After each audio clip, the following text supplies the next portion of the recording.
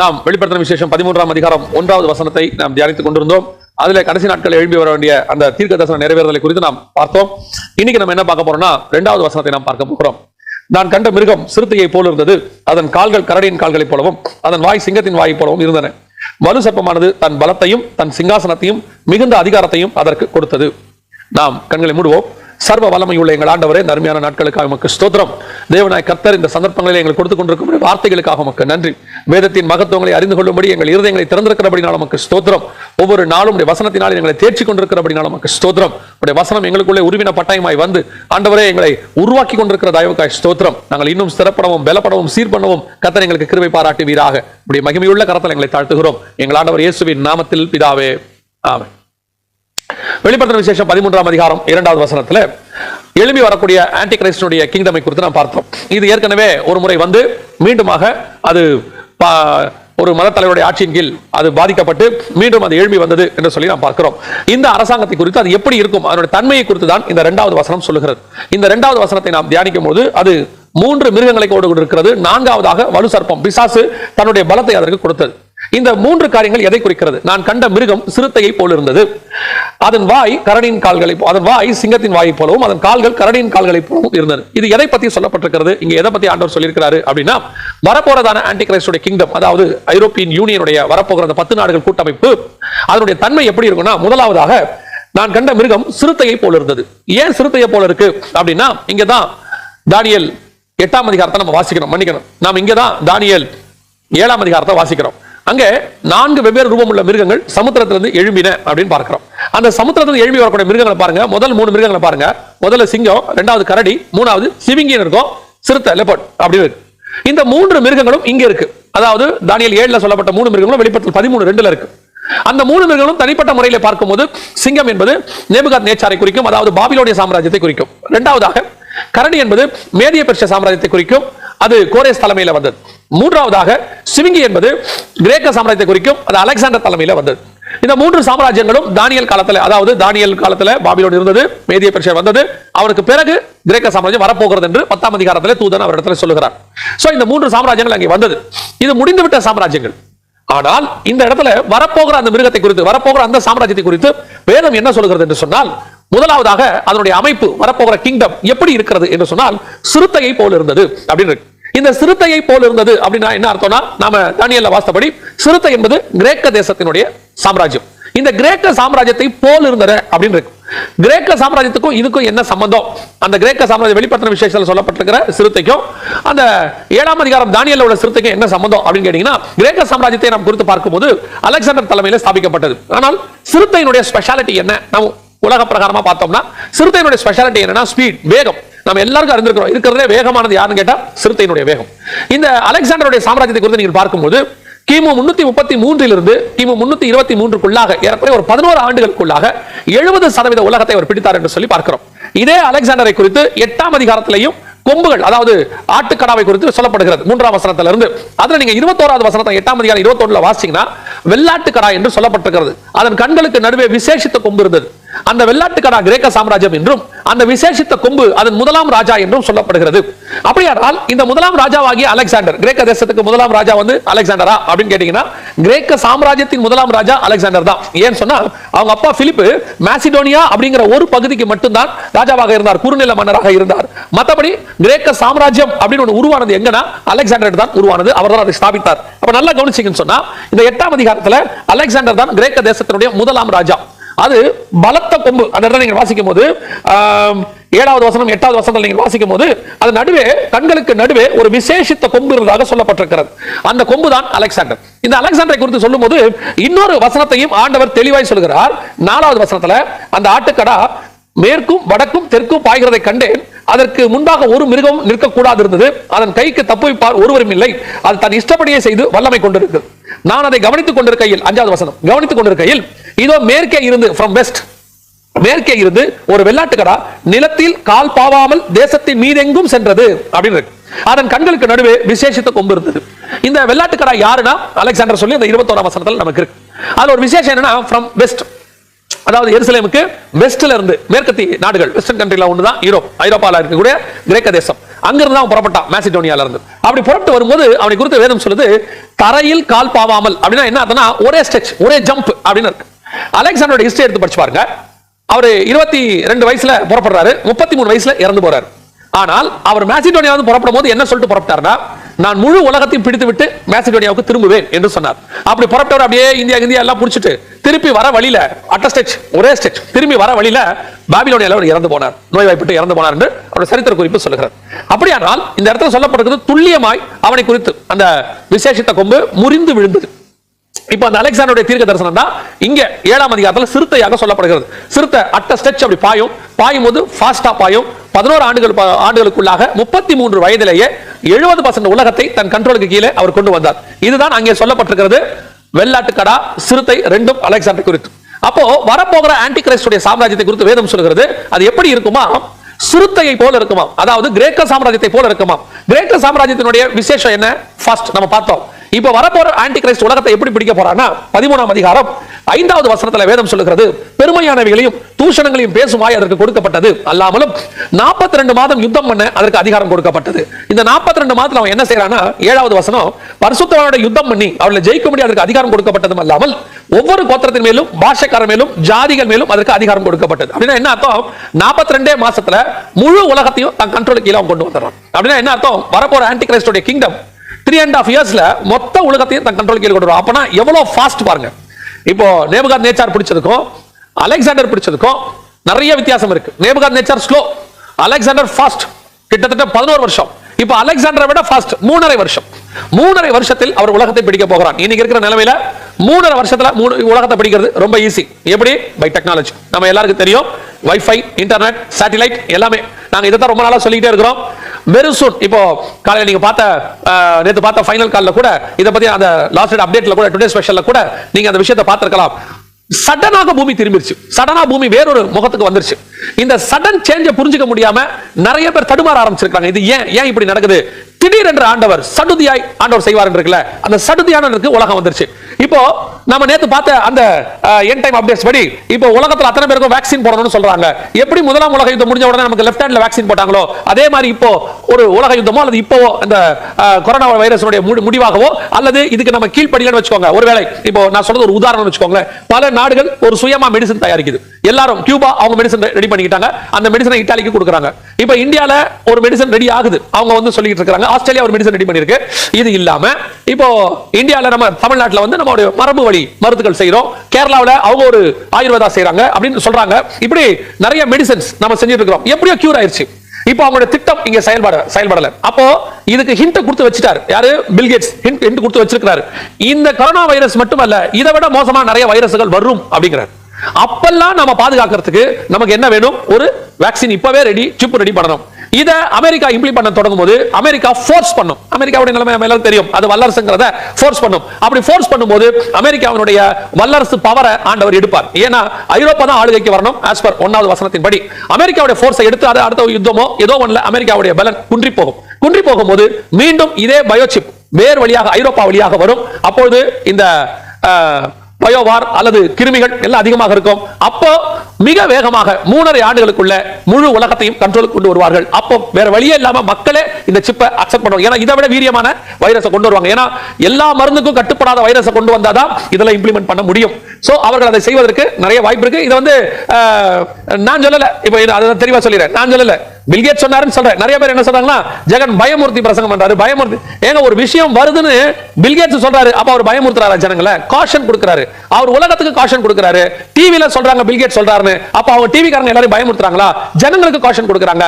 Bible இப்படி சொல்லுதுன்னு சொன்னா அது காஷன். எங்களுக்கு காஷன் வேணாம்னா காஷன் நீங்க விட்டுறலாம், ஒரு பிரச்சனையுமே இல்ல. ஒரு கூட்டத்துக்கு அந்த காஷன் வேண்டாம், ஒரு கூட்டத்துக்கு காஷன் வேணும். பாவத்தை குறித்தும் நீதியை குறித்தும் நியாய தீர்ப்பு குறித்தும் கண்டித்து உணர்த்துவாருன்னு இருக்கு. இப்ப என்ன கடைசி காலத்துல காஷனே வேணாம், ஆசீர்வாதமே போதும் அப்படின்னு சொல்லிட்டு ஏன் இதெல்லாம் சொல்லணும்? ஏன் இதெல்லாம் சொல்லணும்னா ஆவியானவர் சொல்லி இருக்கிறாரு, சொல்றோம். காது உள்ளவன் கேட்க கடவன், அவ்வளவுதான்.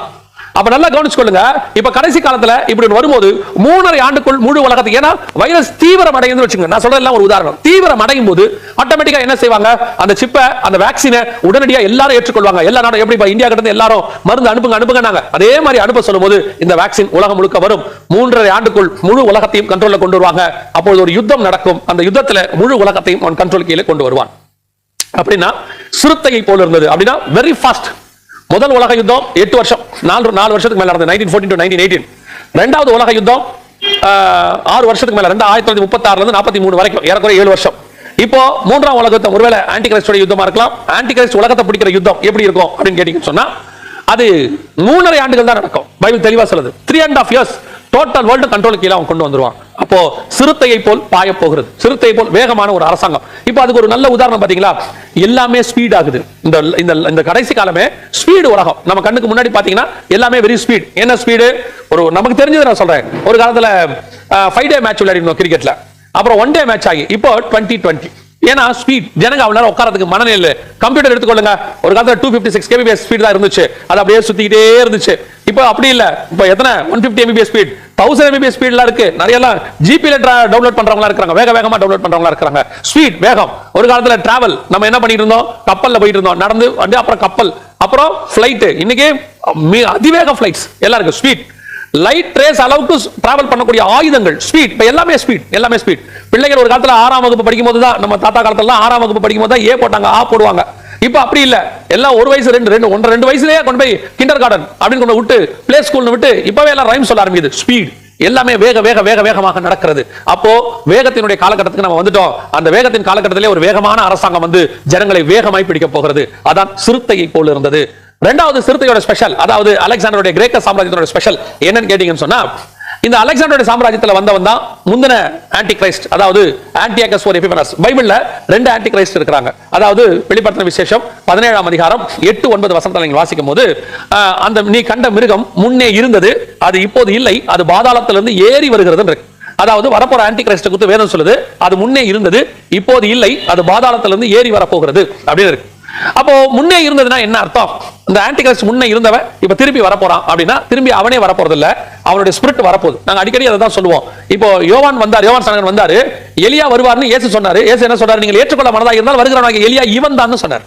அதோட அர்த்தம் என்ன அப்படின்னு கேட்டீங்கன்னு சொன்னா, யோவான் ஸ்நானகன் வந்தாரு, எலியாவின் ஸ்பிரிட்டோட வந்தாரு. அதே மாதிரி தான் இப்ப வரப்போற இந்த சாம்ராஜ்யம் எப்படி இருக்க போகுது? ஆன்டியோகஸ் IV எபிஃபனஸ் அந்த ஸ்பிரிட்டோட தான் வரப்போற ஆன்டி கிரைஸ்ட் இருக்க போறான். அப்ப அந்த ஆன்டியோகஸ் IV எபிஃபனஸ் அப்படிங்கிறவன் என்னென்னலாம் செஞ்சானோ அதெல்லாம் இப்ப வரப்போறவனும் செய்ய போறான். ஏன்? எலியா செஞ்சதெல்லாம் யோவான் செஞ்சாரு. எலியா வனாந்தரத்தில் இருந்தார், யோவான் ஸ்நானகன் வனாந்தரத்தில் இருந்தார். எலியா ஒட்டகமயிர் அடைத்தரித்தார், யோவான் ஸ்நானகன் ஒட்டகமயிர் அடைத்தரித்தார். எலியா ஆகாபோடு எதிர்த்து நின்றார், யோவான் ஸ்நானகன் ஏரோதோடு எதிர்த்து நின்றார். அங்க ஏசபேல் எலியாவின் தலையை வாங்கணும்னு சொன்னாரு, இங்க ஏரோதியால் யோவான் ஸ்நானகன் தலையை வாங்கணும்னு சொன்னா. எல்லாம் சேம் டிட்டோவாக இருக்கும். அப்போ வசனம் சொன்னபடி இப்போ நீ கண்ட மிருகம் முன்னே இருந்தது, ஆன்டி கிரைஸ்டோட ஸ்பிரிட் முன்னாடியே இருந்துச்சு. முன்னாடி இருந்த அந்த ஸ்பிரிட் இப்ப வரப்போகுது. அந்த ஸ்பிரிட் யாருன்னு பாத்தீங்கன்னு சொன்னா, இதுக்கு வசனம் இருக்கு. பழைய ஏற்பாட்டுல தானியேல் புத்தகத்துல வசனம் இருக்கு. இப்போ நீங்க வாசிக்கும் போது 7ஆம் அதிகாரத்துல, நீங்க தானியேல் புத்தகம் 7ஆம் அதிகாரத்துல நீங்க வாசிக்கும் போது 7வது வசனத்திலையும் 8வது வசனத்திலையும் ஒரு சின்ன கொம்பு, 10 கொம்புகள் நடுவில் இருந்து ஒரு சின்னதான ஒரு கொம்பு புறப்பட்டது. 8வது வசனத்துல அந்த கொம்புகளை நான் கவனித்திருக்கையில், இதோ அவைகளுக்கு இடையே வேறொரு சின்ன கொம்பு எழும்பிற்று அப்படின்னு இருக்கு. இது 10 கொம்புகள் நடுவில் இருந்து இப்ப நமக்கு வரப்போற ஆன்டி கிரைஸ்ட பத்தி அங்கே சொல்லப்பட்டிருக்கு. 8ஆம் அதிகாரம் வெளிப்படுத்தின விசேஷத்துல, மன்னிக்கணும், 8ஆம் அதிகாரம் தானியேல் புத்தகத்துல நீங்க வாசிக்கும் போது 9வது வசனத்துல 4 கொம்புகள், அவைகளில் ஒன்றிலிருந்து சின்னதான ஒரு கொம்பு புறப்பட்டு, இங்க 4 கொம்புக்கு நடுவில் இருந்து ஒரு சின்ன கொம்பு இருக்கு. அப்ப நல்லா கவனிச்சுக்கொள்ளுங்க, வரப்போறது 10 கொம்புகள் நடுவில் இருந்து ஆன்டி கிரைஸ்ட பத்தி இருக்கு.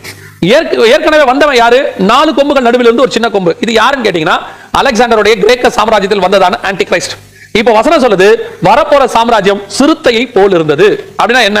அலெக்சாண்டருடைய சாம்ராஜ்யத்துல, கிரேக்க சாம்ராஜ்யத்துல வந்த அந்த அரசாங்கத்தை போல வரப்போற ஆன்டி கிரைஸ்டுடைய அரசாங்கம் இருக்க போகுது. அது 2வது பாயிண்ட் என்னன்னா, அவன் எப்படி ஆன்டி கிரைஸ்டுடைய வேலையை செய்தானோ அதை அப்படியே வரப்போற ஆன்டி கிரைஸ்ட் செய்ய போறான். அவன் முன்னாடி செஞ்சு வச்சுட்டான். என்ன செஞ்சான் அப்படின்னு நீங்க சொல்லி பாத்தீங்கன்னு சொன்னா, அவன் பண்ண யுத்தங்கள் எல்லாரையும் பிடிச்சது எல்லாம் 11ஆம் அதிகாரம் தானியேல்ல இருக்கு. அதுல ஒரு வசனம் சொல்லுது, அவன் என்ன செய்வான்னு 11:31 அவன், தானியேல் 11:31, அவன் அரணான கோட்டைகளை, அரணான பட்டணங்களை பிடித்து அன்றாட பலியை நீக்கி பாழாக்கும் அருவருப்பை அங்கே வைப்பான். அரணான பரிசுத்த ஸ்தலத்தை பரிசுத்த குலைச்சலாக்கி அன்றாட பலியை நீக்கி பாழாக்கும் அருவருப்பை அங்கே வைப்பான். அப்போ வரப்போற ஆன்டி கிரைஸ்ட் என்ன செய்வாங்கிறது அங்கே நமக்கு துல்லியமா தெரிஞ்சு போச்சு. என்ன செய்ய போறான்? அரணான பரிசுத்த ஸ்தலத்தை பரிசுத்த குலைச்சலாக்கி. அப்போ என்ன அர்த்தம்? வரப்போற ஆன்டி கிரைஸ்ட் எருசலேம் நகரத்தை பரிசுத்த குலைச்சலாக்க போகிறார். என்ன பரிசுத்த குலைச்சலாக்க போறான் அப்படின்னு கேட்டா, நம்ம எல்லாருக்கும் தெரியும், ஆன்டியோகஸ் எபிஃபனஸ் கிமு 168 என்ன பண்ணாருன்னா, கொண்டு போய் பன்றியை பலியிட்டார். எருசலேமுடைய அந்த தேவாலயத்தினுடைய பலிபீடத்தின் மேல பன்றியை பலியிட்டார். நோவா காலத்திலிருந்து கர்த்தர் சொல்லக்கூடிய ஒரு விஷயம் என்னன்னா, சுத்தமான மிருகங்களில் நீ பலி கொடுக்கணும்னு சொல்றாரு. இந்த அசுத்தமான மிருகமாகிய பன்றியை கொண்டு போய் அவர்கள் பலியிட்டார்கள். இதான் பரிசுத்த ஸ்தலத்தை பரிசுத்த குலைச்சலாக்கி. இப்ப என்ன நடக்க போகுது அப்படின்னு கேட்டீங்கன்னா, இந்த பரிசுத்த ஸ்தலத்தை பரிசுத்த குலைச்சலாக்கி ஒருவேளை இது அப்படியே கூட நடக்கும். எப்படி நடக்கும் அப்படின்னு கேட்டீங்க சொன்னா, பாலாக்கும் அருவருப்பை குறித்து தானியேல் தீர்க்கதரிசி சொல்லி இருக்கிறானே, வாசிக்கிறவன் சிந்திக்க கடவன் மத்திய 24:12 முதல் 15 வசனத்துல இயேசு கிறிஸ்து சொல்றாரு. அப்ப இந்த பாலாக்கும் அருவருப்பு பரிசுத்த ஸ்தலத்துல வந்து நிக்கும். இப்ப அவன் எப்படி பன்றியை பலியிட்டானோ அதே மாதிரி இவங்க பன்றியை பலியிடுவாங்களா? மேபி. ஏன்னா இப்ப எருசலேம் தேவாலயம் கட்ட போறதுக்கான காலகட்டம் வந்துருச்சு. பலிபீடம் எல்லாம் ரெடி பண்ண போறாங்க. அப்படி ரெடி பண்ணும்போது இவர்கள் ஆன்டி கிரைஸ்டை தங்கள் மேசியாவாக நினைத்து கூட்டிட்டு வருவாங்க. அதுக்கு நம்ம இன்னொரு செய்தியில அவனை ஏன் அவங்க மேசியாவாக நினைக்கிறாங்கன்றதுக்கான காரண காரியங்களை பார்க்கலாம். அப்படி கூட்டிட்டு வருவாங்க. கூட்டிட்டு வரும்போது அவன் தன் முறைப்படி அங்கே பன்றியை பலியிட செய்யலாம் மேபி. ஆனால் ஆவிக்குரிய விதத்துல பார்க்கும்போது அங்கே பலி அசுத்தமான பலி நடக்கும். என்ன அசுத்தமான பலி அப்படின்னு கேட்டீங்கன்னு சொன்னா, சுத்தமான பலினா என்ன, அசுத்தமான பலினா என்ன? இப்போ நாம் தேவனாகிய கர்த்தரை ஸ்தோத்திர பலி பண்றோம், தேவனை ஆராதிக்கிறோம், எல்லாம் செய்யறோம். இந்த ஆராதனையில சுத்தமான ஸ்தோத்திரம் இருக்கு, அசுத்தமான ஸ்தோத்திரம் இருக்கு. உன்னுடைய இருதயத்துல கள்ளம் கபடம் எல்லாத்தையும் வச்சுக்கிட்டு, உன் இருதயத்துல அக்கிரமம் பாவத்தை வச்சுக்கிட்டு, ஊரை ஏமாத்திட்டு, எல்லாத்தையும் செஞ்சுட்டு அங்க வந்து தேவனாகிய கர்த்தாவே நீ பாட்டு பாடினீங்கன்னா அது அசுத்தமான பலி. அவருக்கு தெரியும் எது சுத்தம் எது அசுத்தம், அவருக்கு தெரியும். அதே மாதிரி தான் ரெண்டாவது, தேவனுடைய ஆலயத்துக்குள்ள வந்து எல்லா அருவருப்பான காரியத்தையும் செஞ்சுட்டு அதுக்கப்புறம் தேவனுக்கு காணிக்கை செலுத்துறது, அது ஒரு பலி. காணிக்கை என்பது ஒரு பலி. இப்ப ஆபேல் செலுத்தின காணிக்கை பலியாக எண்ணப்பட்டது, அது ஒரு பலி. அந்த பலியை அசுத்தமான பலி. இப்ப கொண்டு வந்துட்டு வட்டிக்கு பணம் வாங்கிட்டு கொண்டு வந்து நீங்க பலி கொடுக்க காணிக்கை பெட்டியில போறீங்க. நிறைய பேர் என்ன நினைக்கிறாங்க, வட்டிக்கு வாங்குறதுல என்ன தப்பு, அநியாய வட்டி தான் தப்பு, நியாய வட்டி தப்பு இல்ல. இப்படி ஒரு குரூப் இருக்கு. அப்ப வட்டிக்கு பணத்தை விட்டு வாங்கி அதை கொண்டு வந்து அதுல வர காசை தசமாம் காணிக்கை கொண்டு வந்து நீங்க தேவாலயத்துக்குள்ள போட்டீங்கன்னா அது ஒரு அசுத்தமான பலி. அதே மாதிரி தவறான வேலைகள் செய்து, தவறான சம்பாத்தியம் செய்து, அதே மாதிரி அக்கா தங்கச்சியை ஏமாற்றி, அண்ணன் தம்பிகளை ஏமாற்றி நீங்க வழக்கு போட்டு அவர்களோட அவருடைய சொத்துன்னு தெரிஞ்சோம் நீ வாங்கி அநியாயம் செஞ்சு அதுல இருந்து ஒரு பணத்தை கொண்டு வந்து நீங்க காணிக்கை பெட்டியில கோட்டா அதுக்கு பேர் அசுத்த பலி. இதுதான் கர்த்தர் அருவருக்கிற பலி. இன்னைக்கு என்ன நடக்குது, ஒரே வாயில ஒரு பக்கம் அசுத்தமான வார்த்தைகளை பேசுறாங்க, சபையில வந்தா பரிசுத்தமானது. அதே வாயில தூஷணம், அதே வாயில துதி. துதியும் தூஷணமும் ஒரே வாயிலிருந்து வரக்கூடாது. ஒரே நீரூற்றுல இருந்து ரெண்டும் வரக்கூடாது. இன்னைக்கு பேதுருடைய வாயிலிருந்து ரெண்டும் வந்துச்சு, தூஷணம் சாபம். இன்னைக்கு ஒரு காரியத்தை யாராவது சொன்னா உடனே தூஷணம், உடனே இவங்க துதிக்கிறவங்க இருக்கிறாங்க. இதுதான் அசுத்த துதி. உன் வாயிலிருந்து தூஷணமான வார்த்தைகள் புறப்படாது இருப்பதா? ஏன் நீ துதிக்கிற வாயை உடையவன். துதிக்கிற வாயை உடையவர்கள் வாயிலிருந்து தூஷணமான வார்த்தைகள், அநியாயமான வார்த்தைகள், அக்கிரமான வார்த்தைகள் புறப்படக்கூடாது. கர்த்தர் அருவருக்கிறார். இன்னைக்கு என்ன நடக்குது, அவன் கொண்டு வந்து அசுத்த பலிகளை விட்டான். இப்ப ஒருவேளை ஆன்டி கிரைஸ்ட் வரும்போது அவன் வந்துட்டு ரோம் நகரத்துல இருந்து வருவான். ரோம் நகரத்திலிருந்து வரும்போது அவன் கொண்டு வந்து அருவருப்பான பலிகளை கிரேக்க முறைப்படி ஒருவேளை செலுத்தலாம். ஏன்னா அவன் புது ரிலிஜியன் ஃபார்ம் பண்ண போறான், நியூ ரிலிஜியன் ஃபார்ம் பண்ணுவான்னு சொல்லி வேதம் சொல்லுது.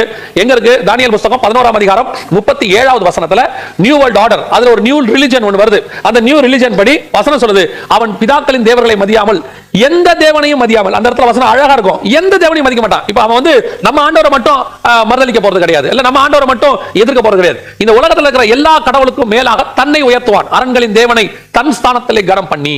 அப்ப என்ன ஆகும், அங்க அவனுக்கு ஏற்ற ஒரு பலி அவங்க செலுத்துவாங்க. அது என்னவா இருக்கும், அசுத்த பலி. இரண்டாவது, அன்றாட பலி நீக்கப்பட்டு அப்படின்னு இருக்கு. இப்ப ஆன்டியோகஸ் எபிஃபனஸ் என்ன பண்ணா, யூதர்கள் டெய்லி பலி செலுத்திட்டு இருந்தாங்க. அன்றாட பலி ஒவ்வொரு நாளும் நின்று கொண்டிருப்பான்னு சொல்லி 10ஆம் அதிகாரம் எபிரேயர் புத்தகம் சொல்லுகிறது. அந்த ஆசாரியன் நாடோறும் அவன் என்ன நாள்தோறும் என்ன செய்வானா, பலி செலுத்தும்படி நின்று கொண்டிருப்பான் அப்படின்னு வசனம் சொல்லுது. அப்படின்னு சொன்னா இந்த டெய்லி நடக்கிற அன்றாட பலியை அவங்க நீக்கிடுவாங்க. ஏன்னா வந்து அந்த 7 வருஷம் நியாயப்பிரமாண காலம் வந்துரும், தேவாலயம் வந்துரும், தேவாலயத்துல பலி ஆரம்பிச்சுவாங்க, டெய்லி பலி செலுத்தி கொண்டே இருப்பாங்க. அவன் வந்து அந்த பலியை நிறுத்திடுவான். நிறுத்திட்டு ஒரு நாள் பலிக்கு அவன் கொண்டு வருவான். ஏன், ஒரு நாள் தேவனை ஆராதிக்கிறது தான் அவன் சொல்ற மெத்தட். அதைத்தான் நாங்களும் சொல்றோம். ஒரு நாள் தேவனை ஆராதிப்பது தேவன் சொன்னது அல்ல, அது நியாயப்பிரமாணம், முடிஞ்சு போச்சு. டெய்லி தேவனை ஆராதிக்கணும். 6 நாளும் 7 நாளும் தேவனை ஆராதிக்கணும். இப்ப சபை மூடி இருக்கு, 7 நாள் நீங்க தேவனை ஆராதிக்கணும். ஒவ்வொரு நாளும் தேவனை ஆராதிக்கணும். தேவனுக்கு என்று ஒரு மணி நேரமாவது டெய்லி வீடுகளில் குடும்பமாக நீங்கள் கொடுக்க வேண்டும். டெய்லி உங்க வீட்டுல 2 ஜெபம் இருக்கணும். ஒன்று உங்க குடும்ப ஜெபம், குடும்பமா சேர்ந்து உட்கார்ந்து தேவனை ஆராதிச்சு வேதத்தை தியானிச்சு ஒரு 1 hour ஒப்படைக்கணும். இன்னொன்று ஒவ்வொருத்தருக்கும் தனி ஜெபம், தனிப்பட்ட முறையில் தேவனோடு கூட. இந்த 2 ஜெபமும் டெய்லி வீட்டில் இருக்கணும். அதிகாலையில தனி ஜெபம் இருக்கணும், மத்தியானமோ மாலை வேளையிலோ நேரம் கிடைக்கும் போது குடும்ப ஜெபம் இருக்கணும் கண்டிப்பாக. இப்ப என்ன ஆகும், 7 நாளும் ஒருவேளை சீக்கிரத்துல இந்த காரியங்கள்லாம் முடிஞ்சு சபை திறக்கும் பட்சத்துல சபை ஒரு நாள் ஆராதனை நடத்தும். நீங்கள் 6 நாள் வீட்டில் தேவனை ஆராதிக்கணும். அந்த ஆராதனை நிக்க கூடாது, உங்களுக்கும் தேவனுக்குமான உறவு நிக்கவே கூடாது. 7 நாளும் கர்த்தரை ஆராதிக்கணும். அதுதான் கிருபையின் பிரமாணம், அதுதான் மெல்கிசேதேக்கின் முறைமை. இந்த முறைமையில தான் இருக்கணும். ஒரு நாள் பலி செலுத்துவது நியாயப்பிரமாணம். அப்ப என்ன ஆக போது, அவன் வந்து அந்த ஒரு நாள் நியாயப்பிரமாண முறைப்படி ஒரு நாள் டேட்டை மாற்றுவான். டேட்டை மாத்தி ஒரு நாள் பலி கொண்டு வருவான். கொண்டு வருவது மாத்திரமல்ல, அந்த ஓய்வு நாள், யூதருடைய ஓய்வு நாளை மாற்றுவான். இப்ப ஓய்வு நாள் கிடையாது. இப்ப எல்லா நாளும் தேவனை ஆராதிக்கலாம். ஏன்னா இது கிருபையின் பிரமாண காலம். கிருபையின் பிரமாண காலத்துல ஓய்வு நாள் என்பது எல்லா நாளும் தேவனை ஆராதிக்கலாம். அன்னைக்கு நியாயப்பிரமாண காலம் வரும்போது யூதர்கள் சனிக்கிழமை ஆராதிக்க தொடங்குவார்கள். இன்னைக்கு கொஞ்சம் பேர் அதை வச்சுக்கிட்டு என்ன சொல்றாங்கன்னா, சனிக்கிழமை தான் தேவனை ஆராதிக்கணும், மத்த நாள்ல தேவனை ஆராய்ச்சா நரகத்துக்கு போயிருவாங்க அப்படின்னு சொல்றாங்க. புதிய ஏற்பாட்டில் ஓய்வு நாள் பிரமாணமே கிடையாது. எந்த இடத்துல சொல்லப்படவே இல்லை ஓய்வு நாள்ல நீங்க வந்து சனிக்கிழமை தான் ஆராதிக்கணும்னு. 14 நாள் பவுல் வந்து கடல்ல இருக்கிறாரு. அவர் எந்த ஓய்வு நாளா ஆசாரிச்சிருப்பார் சொல்லுங்க? அவரை விட நியாயப்பிரமாணத்தை பர்ஃபெக்ட்டா ஃபாலோ பண்ணவங்க யாராவது இருக்காங்களா? அவரே சொல்றாரு, நியாயப்பிரமாணத்தின்படி எனக்கு குற்றம் சாட்ட முடியாதுங்கிறார். அவர் வந்து சொல்றாரு, 14 நாள் கடல்ல இருந்தேன். அந்த 14 நாள்ல எங்க போய் அவர் வந்து பிரயாணம் பண்ணாம இருக்க முடியும்? இல்ல அவர் எந்த ஓய்வு நாள் ஆசரிக்க முடியும்? அது இயேசு கிறிஸ்துவின் மரணத்தோடு கூட உயிர்த்தெழுதலோடு கூட முடிவுக்கு வந்து விட்டது. திருப்பி அந்த 7 வருஷம் வரும்போது தான் ஓய்வு நாள் வரும். அதைத்தான் இயேசு சொன்னாரு, நீங்கள் ஓடி போடுவது ஓய்வு நாளிலாவது மாறி காலத்திலாவது இல்லாதபடிக்கு பாதுகாத்துக்கொள்ள. ஏன்னா யூதர்கள் வந்து அந்த ஓய்வு நாள் தூரம் ஒன்று கொஞ்சம் வச்சிருப்பான். அதை தாண்டி அவங்க போக மாட்டாங்க. அப்படி இருக்கும்போது அந்த பிரமாணத்தை அவன் மாத்த போகிறான். அன்றாட பலி நீக்கி ஓய்வு நாள் காரியங்கள் எல்லாத்தையும், அதுதான் வசனம் சொல்லுது. தானியேல் 7:25 வசனம் என்ன சொல்லுதுன்னா, அவன் காலங்களையும் நியமங்களையும் மாற்றுவான் அப்படின்னு இருக்கு. அப்ப அந்த என்ன நியமத்தை மாத்த போறான், காலங்களை மாத்த போறான். அந்த ஓய்வு நாள் யூதர்களுடைய ஓய்வு நாளை மாத்தி கம்பல்சரி கட்டாயமாக்குவாங்க. இன்னைக்கு பாருங்க, ஓய்வு நாள் நமக்கு நம்ம ஞாயிற்றுக்கிழமை வச்சிருந்தோம், இப்ப ஆராதிக்க முடியல. இப்போ வெள்ளிக்கிழமை வச்சிருந்தாங்க எங்க சவுதி அரேபியா இஸ்லாமிய நாடுகள் எல்லாம், அங்க இருக்கிற கிறிஸ்தவர்கள் வெள்ளிக்கிழமை ஆராய்ச்சிருந்தாங்க. இப்ப அதை ஆராதிக்க முடியல. இப்ப இந்த காலங்கள் நியமங்கள் எல்லாம் மாறுது பாருங்க, கொஞ்சம் கொஞ்சமா மாறுது. ஒரு நாள் திரும்பி வரும், திரும்பி வந்து நம்ம ஆராதிக்க தொடங்குவோம். ஆனால் அப்போ என்ன நடக்கும்? உலகம் முழுக்க வருகைக்கு பின்னாடி, நான் சொல்றேன் வருகைக்கு பின்னாடி உலகம் முழுக்க ஒரு ஒன் வேர்ல்ட் கவர்மெண்ட், ஒரு ஒன் வேர்ல்ட் லா ஒன்று வரும். அந்த லா படி என்ன நடக்கும் அப்படின்னு கேட்டீங்கன்னு சொன்னா, இப்ப இந்த சண்டே வர்ஷிப் நம்ம பண்றோமே, இதுவே ஒரு காலத்துல லாவா போடப்பட்டு வந்ததுதான். அப்படி கொண்டதுனால தான் நம்ம சண்டே வர்ஷிப் குள்ள வந்திருக்கிறோம். ஞாயிற்றுக்கிழமை வச்சிருக்கிறோம். இப்போ லீவ் வந்துட்டு சண்டே உங்களுக்கு லீவ் அப்படின்னு சொன்னதுனால நம்ம சண்டே ஆராதிக்கிறோம். அப்ப வெள்ளிக்கிழமை லீவ் அப்படின்னு இஸ்லாமிய நாடுகள் வளைகுடா நாடுகள் வச்சிருக்கிறதுனால அவங்க வெள்ளிக்கிழமை ஆராதிக்கிறாங்க. அதே மாதிரி தான் உலகம் முழுக்க ஒரு லா ஒன்று வரும். அந்த லால எல்லாரும் அந்த ஆன்டி கிரைஸ்டோட நாளை ஆராதிக்கணும். அது யூதர்களுக்கு பொருந்தாது, அது சனிக்கிழமை இருக்காது, ஒருவேளை அது வேற நாளாக இருக்கும். அப்படி இருக்கும் பட்சத்துல யூதர்களுக்கு உபத்திரவ காலம் தொடங்கும். நல்ல அந்த உண்மையுள்ள யூதர்களுக்கு, கர்த்தருக்கு வைராகியமா இருக்கிற யூதர்களுக்கு உபத்திரவ காலம் தொடங்கும். இது இரண்டாவது. மூணாவது, பாழாக்கும் அருவருப்பை கொண்டு வந்து அங்கே வைப்பார்கள் அப்படின்னு இருக்கு. எங்க நான் சொல்றது எல்லாமே தானியேல் 11:31 இருக்கு. பாழாக்கும் அருவருப்புனா என்ன? ஆன்டியோகஸ் எபிஃபனஸ் என்ன செஞ்சான் அப்படின்னு நீங்க பாத்தீங்கன்னு சொன்னா, அந்த காலகட்டத்தில் 3 காரியங்களை அவன் தேவாலயத்தில் கொண்டு வந்து வைத்தான். உதாரணமாக முதலாவதாக ஜியூஸ் தேவனுடைய சிலையை கொண்டு வந்து அங்க வச்சான் அப்படின்னு சொல்லி நம்ம பாக்குறோம். ஜியூஸ் தேவனுடைய சிலையை அங்க கொண்டு வந்து வச்சான். ரெண்டாவது, ஜியூஸ் தேவன் யாருன்னு கேட்டா கிரேக்க தேசத்தினுடைய மூல கடவுள், மிக முக்கியமான கடவுள் அவர். ரெண்டாவது ஒலிம்பியான் கார்டன் சொல்லுவாங்க. ரெண்டாவது யூபிட்டர் தேவதைக்கு ஒரு சிலையை அங்க கொண்டு வந்து வச்சான். மூன்றாவது தன்னுடைய சிலையை அங்க வச்சான். 3 சிலைகளை அங்க வைத்து ஜனங்கள் வழிபட வேண்டும் என்று சொன்னார்.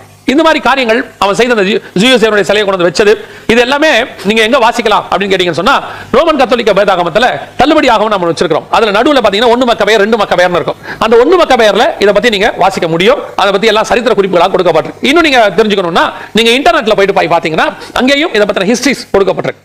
சோ அவன் கொண்டு வந்து என்ன பண்ணா, பரிசுத்த ஸ்தலத்திற்குள், நல்ல கவனிங்க, தேவனுடைய ஆலயத்துக்குள் என்ன நடந்தது அப்படின்னு கேட்டா, அருவருப்பை கொண்டு வந்து வச்சான். அவன் எதை வச்சா, ஒரு சிலையை கொண்டு வந்து உள்ளே வச்சு எல்லாரும் அதைத்தான் ஆராதிக்க வேண்டும் என்று சொன்னான். கட்டாயமாக்கி ஜனங்களை சிலை வழிபாடுகளுக்குள்ள யூத ஜனங்களை அவன் கொண்டு வந்தான். இது நடந்தது எப்போ அப்படின்னா கிமு 168 இது நடந்ததாக பார்க்கிறோம். அதன்படி இப்போ உபத்திரவ காலத்துல இதே காரியம் திருப்பி நடக்குமா? அதே 13ஆம் அதிகாரம் வெளிப்படுத்தின விசேஷத்துல 15வது வசனத்தை நீங்கள் வாசிக்கும் போது, மேலும் மிருகத்தின் சொரூபம் பேசத்தக்கதாகவும், மிருகத்தின் சொரூபத்தை வணங்காத யாவரையும் கொலை செய்யத்தக்கதாகவும், மிருகத்தின் சொரூபத்திற்கு ஆவியை கொடுக்கும்படி அதற்கு சத்துவம் கொடுக்கப்பட்டது. இவங்களும் ஒரு சிலை செய்யறாங்க. அந்த சிலை உலகம் முழுக்க வரும். இது எப்படிங்க சாத்தியம்? இது நடக்க வாய்ப்பு இருக்கிறதா அப்படின்னு கேட்டீங்கன்னா, உலகம் முழுக்க இப்போ எல்லாத்தையும் பாத்தீங்கன்னா அவரவர்கள் ரேஞ்சுக்கு அவர்களுக்கு ஒரு மூல கடவுள் இருக்கு. அவங்க அதை வழிபட்டுக்கிட்டு இருக்காங்க. உதாரணமா நீங்க போனீங்கன்னு சொன்னா, ரோமன் கத்தோலிக்க நாடுகள்ல போனீங்கன்னு சொன்னா, இப்ப அங்க அன்னை மரியாளையும் அப்புறம் இயேசு கிறிஸ்துவையும் குழந்தை வடிவத்தில் வச்சு அவங்க ஒரு சிலை வழிபாடு செஞ்சுட்டு இருக்காங்க. இப்போ ஒவ்வொரு நாட்டிலும் ஒரு சிலை வழிபாடு இருக்கு. குறிப்பா நீங்க கம்யூனிஸ்ட் நாடுகளுக்கு போனா கூட, கடவுளே நம்பிக்கை இல்லைங்கிற கம்யூனிஸ்ட் நாடுகள் கூட நான் சொல்றது, அங்க கூட நீங்க போயிட்டீங்கன்னா அவருடைய கம்யூனிஸ்ட் தலைவர்கள் இருக்கிறாங்க. மாசேதுங் இருக்கிறாரு, அப்புறம் வந்துட்டு விளாடிமிர் லெனின் இருக்கிறாரு. இந்த மாதிரி தலைவர்கள் இருக்கிறாங்க. அவர்களுக்கு முன்பாக அவர்கள் தலை வணங்கி நின்று அவர்கள் ஒரு மரியாதை செலுத்துவார்கள். நல்ல கவனிங்க, வணங்குதல்னா மரியாதை செலுத்துதல். இந்த மரியாதை செலுத்துவாங்க. ஒவ்வொரு நாடுகளையும் அந்தந்த குறிப்பிட்ட ஏதோ ஒரு வழிபாடு இருக்கு. இப்ப ஆன்டி கிரைஸ்ட் வந்து என்ன செய்வானா, எல்லா வழிபாடுக்கும் தடை போட்டு அப்படி வருமா? இதை இப்ப நம்ம பாக்குறோம். எல்லா வழிபாடுக்கும் தடை போடல, ஆனா எல்லா வழிபாடும் ஒரு வைரஸால நிறுத்தப்பட்டிருக்கிறது அப்படின்னு சொல்றோம். இப்ப இதே மாதிரி அவன் சட்டப்படி எல்லா வழிபாடையும் நிறுத்துவான் அந்த 7 ஆண்டுல. ஏன்னா அவன் ஒரு வழிபாடை கொண்டு வரான், ஒன் வேர்ல்ட் கவர்மெண்ட். அந்த ஒன் வேர்ல்ட் கவர்மெண்ட்ல ஒன் ரிலிஜியன் வரும். அந்த ஒன் ரிலிஜியன்ல ஒரு மதத்தில் அவன் கடவுளாக இருப்பான். அவனை கடவுளாக வழிபடக்கூடியவர்களை அவன் சிலையை எல்லா இடத்திலும் வைக்கப்படும். நீங்க எல்லா நாட்டுக்கும் போய் பாருங்க, அந்தந்த நாட்டுல அந்தந்த நாட்டு கடவுளுடைய மிக முக்கியமான சிலைகள் அங்கங்க இருக்கும். ஜனங்களுக்கு மரியாதை செலுத்துவாங்க, ஒரு சிலர் அதை வணங்கிட்டு இருப்பாங்க. அதே காரியம் தான் இப்போ நடக்க போகுது. என்னன்னா ஆன்டி கிரைஸ்டுடைய சிலை உலகம் முழுக்க எல்லா நாட்டிலும் வைக்க முடியும். ஆனா அந்த சிலை கொஞ்சம் வித்தியாசமா இருக்கும். என்ன வித்தியாசமா இருக்கும்? இதுவரைக்கும் உலக நாடுகள்ல எல்லா நாடுகளையும் வச்சிருக்கிற சிலைகள் பேசவில்லை. அந்த சிலைகள் சிலைகளாகவே இருக்கிறது. ஆனா வைக்க போற சிலை எப்படி இருக்க போது? டிஜிட்டல் சிலையாக. இந்த டிஜிட்டல் சிலையை தான் நாம இப்ப என்ன செய்ய போறோம்? பாக்குறோம், ரோபோன் பாக்குறோம், ஆர்டிபிஷியல் இன்டெலிஜென்ட் ரோபோன் பாக்குறோம். இது அங்கே வந்து ஒரு சர்வேலன்ஸ் போல நிக்க வைக்கப்பட்டிருக்கும். அந்த சிலை வைக்கப்பட்டிருக்கும். அந்த சிலையை எல்லாரும் வணங்குறாங்களா இல்லையான்னு பாப்பாங்களாமா. ஏன்னா இப்படி ஒரு சாத்தியம் உண்டா? பல காலங்களிலே இது நடைபெற்றிருக்கிறது.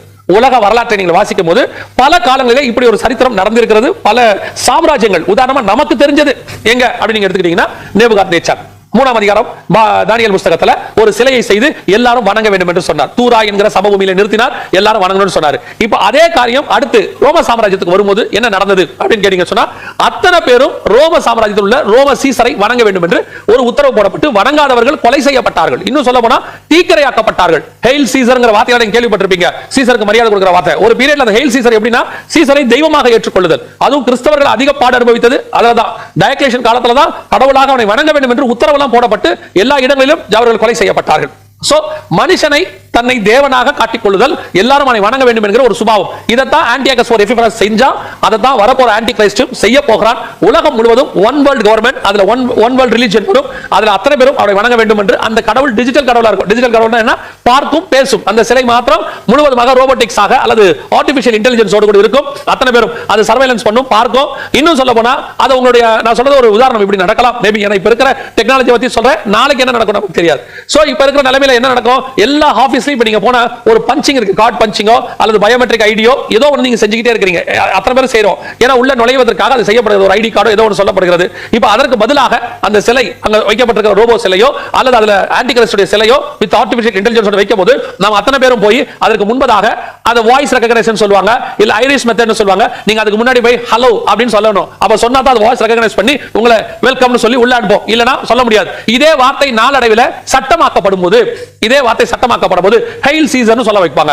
ஹெயில்னு ஒரு வார்த்தையை யூஸ் பண்ண சொல்லுவாங்க. சொல்லாவிட்டால் நீங்கள் உள்ளே போக முடியாது, சொல்லாவிட்டால் வாங்க முடியாது, கடைக்குள்ள போக முடியாது. இதுதான் வெளிப்படுத்தல் 13:17 சொல்லுது. இது இல்லாமல் வாங்கவும் விற்கவும் கூடாதபடிக்கு செய்தது. அதற்கான ஆயத்த பணிகள் எல்லாம் 100% இப்பொழுது நடைபெற்று முடித்து விட்டது. இப்போ அடுத்து வரும்போது அந்த ஆன்டியோகஸ் எபிஃபனஸ் செய்தது இப்போ மாடர்னைஸா இருக்கும். இப்போ அவனே கொண்டு வந்து அன்னைக்கு இருக்கிற மாதிரி ஒரு பெரிய சிலையை தூக்கி வைப்பானா? வைக்கலாம் மேபி, அது பழைய காலம். ஆனா இப்போ நம்ம காலத்துல அதே ரிலிஜன் அட்வான்ஸ்டாக டெக்னாலஜிக்கலாக கொண்டு வந்து இப்படி செய்ய போறார்கள். அப்ப நான் கண்ட மிருகம் சிறுத்தையை போல இருந்தது. அப்படின்னா என்ன அர்த்தம்? அது கிரேக்க சாம்ராஜ்யத்தினுடைய காரியங்களை முழுவதுமாக செய்யப்பட போகுது. உங்களுக்கு தெரியும் நினைக்கிறேன், இந்த 10 நாடுகள் கூட்டமைப்பு நம்ம பார்த்திருக்கோம், வெஸ்டர்ன் யூரோப்பியன் யூனியன். அதுல ஒரு நாடு கிரீஸ். இப்ப அந்த 10 நாட்டுல ஒண்ணு கிடையாது, இந்த 29 நாட்டுல ஒண்ணு கிரீஸ். இந்த கிரீஸ் நாடு ஒரு சில வருஷங்களுக்கு முன்பாக மிகப்பெரிய திவாலாகி விட்டது, மிகப்பெரிய அளவில் பாதிப்பை சந்திச்சது. அந்த நேரத்தில் இந்த கிரீஸ் நாட்டை யூரோப்பியன் யூனியன் பார்லிமெண்ட் பணம் கொடுத்து திவாலான நாட்டை காப்பாத்தினாங்க. இன்னைக்கு கிரீஸ் நாடு ஓரளவுக்கு இருக்குதுன்னு சொன்னா பணம் கொடுத்து காப்பாற்றப்பட்டது. அப்படின்னா இது இப்ப இங்க இருக்கிறதுக்கு அதுக்கு சம்பந்தம் இல்லை. ஒரு உதாரணம் சொல்றேன், சாவுக்கு ஏதுவாய் காயம் அடைந்தது. இந்த வசனத்துக்கும் அதுக்கு சம்பந்தம் இல்லை, ஒரு உதாரணத்துக்கு சொல்றேன். அந்த நாடு சாவுக்கு ஏதுவாய் காயமடைந்தது, ஆனால் சொஸ்தமாக்கப்பட்டது, ஹீல் பண்ணப்பட்டு இப்போ மீண்டும் உயிரோடு. இப்படித்தான் ஒவ்வொரு நாடும் சாவுக்கு ஏதுவாய் காயமடைந்து வருது. இவங்க எல்லாம் சேர்ந்து உருவாகி ஒரு சாம்ராஜ்யத்தை உருவாக்க போகிறார்கள். கர்த்தர் சொன்னபடியே துல்லியமாக சிறுத்தை கிரேக்க சாம்ராஜ்யம் ஆளுகை செய்ய போது. இப்போ அடுத்த 3 வருஷம், முதல் 3 வருஷம் தான் இப்படி நடக்கும். அடுத்த 3 வருஷம் உபத்திரம் ஆரம்பிக்கும். இதை செய்யாதவங்களை அவன் கொடுமைப்படுத்த ஆரம்பிப்பான். ஆன்டியோகஸ் எபிஃபனஸ் என்ன பண்ணா அப்படிங்கறத நீங்க போய் பாருங்க, அந்த ஹிஸ்டரியில இருக்கு, நீங்க பார்க்கலாம். நீங்க அல்லது 1 மக்கபேர் புத்தகத்துல பார்க்கலாம். அப்படி உங்களுக்கு கொஞ்சம் தீர்க்க தரிசனத்தை விளங்கி படிக்க முடிய கூடுமானால் 11ஆம் அதிகாரத்துல வடதேசை ராஜான்னு இருக்குது. அந்த வடதேசை ராஜாவை பத்தி ஆன்டியோகஸ் எபிஃபனஸ் பத்தி இருக்கு. அவன் என்னென்னலாம் செய்வான், அவன் மரணம் எப்படி இருக்கும், எல்லாமே அதுல இருக்கும். அவன் செஞ்சது, அவன் யூதருடைய புத்தக சுருள், நம்ம சொல்லக்கூடியதான அந்த வேத சுருள் எல்லாத்தையும் எரிச்சு போட்டான். அப்புறம் யாரும் படிக்க கூடாதுன்னு சொன்னா உடன்படிக்கையின் தலைவனை கொலை செய்வான். அதாவது பிரதான ஆசாரியனா இருந்த ஒருத்தரை கொலை செஞ்சுட்டு அவனுக்கு சாதகமான பிரதான ஆசாரியன் ஒருத்தரை கொண்டு நிறுத்தினான். ஜனங்களை அவன் மிக கொடுமையாக நடத்தினான். ஜூஸ் தேவனுடைய சிலையை கொண்டு வச்சான். அன்றாட பலியை நீக்கினான். பன்றிய பலியிட கொண்டு வந்தான். அவன் எருசலேம் தேவாலயத்தினுடைய பொருட்களை எல்லாம் கொள்ளையடித்து தீட்டுப்படுத்தினான். இதோட பெரிய ஆச்சரியம் என்ன? ஏன் இந்த ஆன்டியோகஸ் எபிஃபனஸினுடைய ஆவி மீண்டுமாக வருது? எத்தனையோ பெரியவர்கள் இருக்கிறாங்களே, ஏன் அது வராம இந்த சாம்ராஜ்யம் வருது அப்படின்னு கேட்டீங்கன்னா, இதுவரைக்கும் வந்த ராஜாக்கள்லயே பிசாசு நினைச்சத செஞ்சது யாருன்னா இந்த ஆன்டியோகஸ் எபிஃபனஸ். என்னன்னு சொன்னா, தேவனுடைய நகரம் எருசலேம். இந்த எருசலேம் எதுக்கு அடையாளம்னா, பரம எருசலேம் இருக்கும். அந்த பரம எருசலேமுக்கு மாடல் தான் கர்த்தர் இங்க வச்சிருக்காரு. இப்ப எல்லாமே பரலோகத்துல ஒண்ணு இருக்கு, அதனுடைய மாடல் தான் கர்த்தர் இங்க வச்சிருக்காரு, மாதிரி. இப்ப ஆசாரிப்பு கூடாரமே மாதிரி தான் இங்க. அதோட ஒரிஜினல் எங்க இருக்குன்னு கேட்டீங்கன்னு சொன்னா பரலோகத்துல இருக்குது. வெளிப்பாடு 15:5 நீங்க வாசிச்சீங்கன்னா, ஆசாரிப்பு கூடாரமாகிய ஆலயம் பரலோகத்திலே திறக்கப்பட்டது அப்படின்னு இருக்கு. ஆசாரிப்பு கூடாரத்துடைய ஒரிஜினல் அங்க இருக்கு. சோ இங்க மாடல் அதே மாதிரி தான் இஸ்ரவேல், அதே மாதிரி தான் ஏதேன், அதே மாதிரி தான் எருசலேம், நீங்க நானு எல்லாமே பரலோகத்தினுடைய மாடல் இங்க இருக்கிறோம். அப்போ இங்க எதை செஞ்சாலும் பரலோகத்துக்கு செஞ்ச மாதிரி பிசாசுக்கு நினைப்பு. அப்ப எருசலேமுக்குள்ள அவன் சிலையை வச்சு வணங்க வச்சா, பரலோகத்துல அவனை வச்சு வழிபடுறதா அவனுக்கு ஒரு நினைப்பு. ஏன்னா பரலோகத்தினுடைய மாடம் தான் எருசலேம். அந்த துணிகரமா அவ்வளவு தைரியம் யாருக்கு இருந்துச்சுன்னா, ஆன்டியோகஸ் எபிஃபனஸ் தான் இருந்துச்சு. உங்களுக்கு நேபுகாத்நேச்சாரை பத்தி கூட தெரியும். அவன் வந்து தேவாலயத்தை பிடிக்கிறாரு, தீக்கிரையாக்குறது எல்லாம் பண்றாரு. அதெல்லாம் கர்த்தர் சொன்னபடி தான் செஞ்சார். அவர் ஏன்னா என்னுடைய ஊழியக்காரன் ஆகிய நேபுகாத்நேச்சார். ஆனா நடந்தது என்ன? அவர் தேவாலயத்தில் கொண்டு போய் அவங்க கடவுளை வைக்கல. அந்த அளவுக்கு ஒரு துணிகரமா பண்ணல. ஆனா ஒண்ணு அவர் செஞ்சாரு, அவர் கடவுளுடைய ஆலயத்துக்குள்ள கொண்டு போய் எருசலேம் தேவாலயத்தினுடைய பாத்திரத்தை கொண்டு போய் வச்சுக்கிட்டாருன்னு தானியேல் புத்தகம் 1ஆம் அதிகாரத்துல இருக்கு. அப்போ அந்த அளவுக்கு தான் அவங்க செஞ்சாங்க, ஒவ்வொருத்தரும் ஒவ்வொன்று செஞ்சாங்க. ஆனா இருக்கிறதுலே துணிகரமா செஞ்சது ஆன்டியோகஸ் எபிஃபனஸ் என்று சொல்லக்கூடியதான இந்த மனுஷன் தான். அதனால தான் இந்த நான் கண்ட மிருகம் சிறுத்தையை போல் இருந்தது அப்படின்னா, வரப்போற போன கிரேக்க கவர்மெண்ட் என்னென்னலாம் செஞ்சுச்சோ அத்தனையும் வரப்போற ஆன்டி கிரைஸ்ட் செய்ய போகிறார். இரண்டாவது, அதன் கால்கள் கரடியின் கால்கள் அப்படின்னு இருக்கு. கரடியின் கால்கள்னா என்ன அப்படின்னா, நீங்க தானியேல் புத்தகம் 7ஆம் அதிகாரத்துக்கு போய் அந்த கரடியின் கால் எப்படி இருந்துச்சுன்னு படிச்சு பாருங்க. அந்த கரடி ஒரு பக்கம் சாய்ந்து நின்றது அப்படின்னு இருக்கு 5வது வசனத்துல 7:5. பின்பு கரடிக்கு ஒப்பாகிய வேற 2ஆம் மிருகத்தை கண்டேன், அது ஒரு பக்கமாய் சாய்ந்து நின்று. ஒரு பக்கமா சாஞ்சி நின்னுனா என்ன அர்த்தம் அப்படின்னு கேட்டீங்கன்னா, ஒன் சைடு வீக், ஒரு கால் ஸ்ட்ராங். ஒருத்தர் யார் சாஞ்சி நிப்பா அப்படின்னு கேட்டீங்கன்னா, ஒரு சைடு கால் வீக்கா இருக்கிறவங்க தான் சாஞ்சி நிப்பாங்க. இப்போ ஒரு பக்கம் சாய்ந்து நின்றது அப்படின்னா என்ன அர்த்தம்? ஒரு பக்கம் ஸ்ட்ராங், ஒரு பக்கம் வீக் அப்படின்னு அர்த்தம். இப்போ தானியேல் 2ஆம் அதிகாரத்துல நேபுகாத்நேச்சார் ஒரு சிலையை வந்து கனவு காண்றாரு, சொப்பனம் காண்றாரு. நம்ம எல்லாருக்கும் அது தெரியும். அந்த சிலையை அவர் பார்த்த பிறகு அந்த சிலைக்கான விளக்கத்தை தானியேல் கொடுத்துக்கிட்டே வரும்போது அவர் ஒரு வார்த்தை சொல்றாரு, கீழே பாதங்கள் இரும்பும் களிமண்ணுமாக இருந்தது. அதோட அர்த்தம் என்ன அப்படின்னா, 42வது வசனம் தானியேல் 2:42, கால் விரல்கள் பாதி இருமும் பாதி களிமண்ணுமாக இருந்தது என்னவென்றால், அந்த ராஜ்யம் ஒரு பங்கு உரமும் ஒரு பங்கு நெரிசலமாக இருக்கும். ஒரு பக்கம் ஸ்ட்ராங், ஒரு பக்கம் வீக் அப்படி இருக்கும். அதான் அங்க சொல்லப்பட்டிருக்கு. இதுதான் இங்க வெளிப்படுத்தின விசேஷம் 13ஆம் அதிகாரத்துல கரடியின் கால்கள் மேதிய பெர்ஷியா சாம்ராஜ்யத்தினுடைய தீர்க்க தரிசனம் நிறைவேறுதல். அது என்னன்னா, அந்த மேதிய பெர்ஷியா சாம்ராஜ்யம் ஒரு பக்கம் மேதியர்கள் கொஞ்சம் வீக், பெர்ஷியர்கள் ஸ்ட்ராங். கோரே ஸ்ட்ராங், தரியு வீக். ஆனா ரெண்டு பேரும் பவர்ஃபுல் தான். ரெண்டோட கம்பேர் பண்ணா இதுக்கு இன்னும் ஒத்த வசனம் உங்களுக்கு வேணும்னு சொன்னா, 8ஆம் அதிகாரம் தானியேல் புத்தகத்துல அந்த ஆட்டுக்கடா வருது பாத்தீங்களா, அந்த 3வது வசனத்துல நீங்க வாசிக்கும் போது, ஒரு ஆட்டுக்கடா ஆற்றுக்கு முன்பாக நின்றது, அதன் 2 கொம்புகளும் உயர்ந்தவைகளா இருந்தது. ரெண்டுமே ஸ்ட்ராங் தான், உயர்ந்தவைகளா இருந்தது. ஆகிலும் அவைகளில் ஒன்று மற்றதை பார்க்கிலும் உயர்ந்திருந்தது. உயர்ந்த கொம்பு பிந்தி முளை தழுவினது. அதோட அர்த்தம் என்ன? 2 அரசாட்சி இருக்கு, மேதிய பெர்ஷியர்கள். அந்த மேதிய பெர்ஷியர்கள்ல பெர்ஷியர்கள் பின்பு வந்தவங்க, மேதியர்கள் முன்பு உள்ளவங்க. ரெண்டும் உயர்ந்ததுதான். ஆனா பின்னாடி வந்த பெர்ஷியா இன்னும் கொஞ்சம் உயரம். கோரேஸ் தி கிரேட் அப்படிம்பாங்க, சைரஸ் தி கிரேட்பாங்க. கொஞ்சம் உயரம், கொஞ்சம் ஸ்ட்ராங், கொஞ்சம் வீக். அதான் அதோட அர்த்தம். இப்போ கரடி சாய்ந்து நின்றது. ஒரு பக்கம் மேதியர்கள் வீக்கா இருக்காங்க, இன்னொரு பக்கம் பெர்ஷியர்கள் ஸ்ட்ராங்கா இருந்தாங்க அப்படின்னு அர்த்தம். இப்போ இந்த இடத்துல ஆன்டிகிரைஸ்டோட கவர்மெண்ட்டுக்கு வரும்போது அது எப்படி இருக்கிறது? அந்த கவர்மெண்ட் கால்கள் கரடியின் கால்கள். அதோட அர்த்தம் என்ன? எங்க சீக்ரெட் எப்படி வச்சிருக்காரு பாருங்க. இதான் தானியேலுக்கும் வெளிப்படுத்தலும் சேர்த்து படிக்கணுங்கிறது. எப்பேற்பட்ட சீக்ரெட் எங்க வெளிப்படுது பாருங்களேன். அந்த இடத்துல வசனம் சொல்லுது, கால்கள் கரடியின் கால்கள். அதோட அர்த்தம் என்ன? இந்த கவர்மெண்ட் ஒரு பக்கம் சாய்ந்து நிற்கும், ஒரு பக்கம் வீக், ஒரு பக்கம் ஸ்ட்ராங். யூரோப்பியன் யூனியன் எடுத்துக்கொள்ளுங்க. இன்னைக்கும் ஐரோப்பியன் யூனியனோட சாம்ராஜ்யங்கள் நீங்க பாத்தீங்கன்னு சொன்னா, ஒரு பக்கம் வீக், ஒரு பக்கம் ஸ்ட்ராங். அதுல படிப்புல ஸ்ட்ராங்கான நாடுகள் இருக்கு. அமெரிக்கா போன்ற நாடுகள், மன்னிக்கணும், யூகே போன்ற நாடுகள் ரொம்ப ஸ்ட்ராங். அவங்க நமக்கு தெரியும், இந்த அவங்க தான் வந்து படிப்புல நம்பர் 1 அப்படின்னு வச்சுக்கலாம். ஆனால் அதே நேரத்தில் படிப்புல வீக்கானவங்களும் அங்க இருக்காங்க. எஜுகேஷன் சைட் வீக்கான எத்தனையோ நாடுகள் ஐரோப்பால இருக்கு. இன்னும் இங்கிலீஷே பேசாத ஐரோப்பா நாடுகள் எத்தனையோ உண்டு. ஸ்பெயினுக்கு, சுவிட்சர்லாந்துக்கு நீங்க போயிட்டீங்கன்னா இங்கிலீஷ்ங்கிறதே அவங்க அபிஷியல் லாங்குவேஜ் தான். மக்கள் பொதுவாக பேச மாட்டாங்க, பேச பயப்படுவாங்க. அதே மாதிரி பொருளாதாரம் ஒரு பக்கம் ஸ்ட்ராங், ஒரு பக்கம் வீக். ராணுவம் இப்ப பிரான்ஸ், இத்தாலி, இங்கிலாந்து ராணுவத்துல ஸ்ட்ராங். மற்ற நாடுகள் எடுத்து பாருங்க, நார்வே, நெதர்லாந்து, அப்புறம் வந்து லக்சம்பர்க், பெல்ஜியம், இதெல்லாம் வீக். ஒரு பக்கம் மிலிட்டரி வீக், இன்னொரு பக்கம் இதே மாதிரி தான் ஒரு பங்கு நெரிசல், ஒரு பங்கு ஸ்ட்ராங். அப்ப வரப்போற ஐரோப்பியன் யூனியன் எப்படி இருக்க போது? ஒரு பக்கம் ஸ்ட்ராங்காக இருக்க போது, ஒரு பக்கம் வீக்காக இருக்கிறது. இதைத்தான் வேதம் சொல்லுது. அது ஒரு பங்கு நெரிசலும் ஒரு பக்கம் உறவுமாக இருக்க போது. கால்கள் கரடியின் கால்கள், பெர்ஷியாவுடைய கால்கள். இதுக்கு இன்னும் நிறைய அர்த்தங்கள் இருக்கு. பெர்ஷியாவுடைய கால்கள்னா, பெர்ஷியா தேசங்கிறது என்னன்னா எஸ்தர் புத்தகம் 1:1 படி இந்து தேசம் முதல் எத்தியோப்பியா வரை இருக்கு. இந்த எத்தியோப்பியானா இப்ப இருக்கிற எத்தியோப்பியா இல்ல, அன்னைக்கு உள்ள எத்தியோப்பியா வேற. அந்த எத்தியோப்பியா ஸ்திரீ, அன்னைக்கு இருந்த எத்தியோப்பியா ஸ்திரீயத்தா மோசே கல்யாணம் பண்ணாருன்னு இருக்கு. மோசே ஆப்பிரிக்கால இருக்கிற எத்தியோப்பியாவுக்கு வரவே இல்ல. மோசே இருந்தாலும் எகிப்து பக்கத்துல உள்ள எத்தியோப்பியா, அந்த எத்தியோப்பியா தான் குறிக்குது. அந்த எத்தியோப்பியா வரை தான் பெர்ஷியா ராஜா அரசாண்டாரு.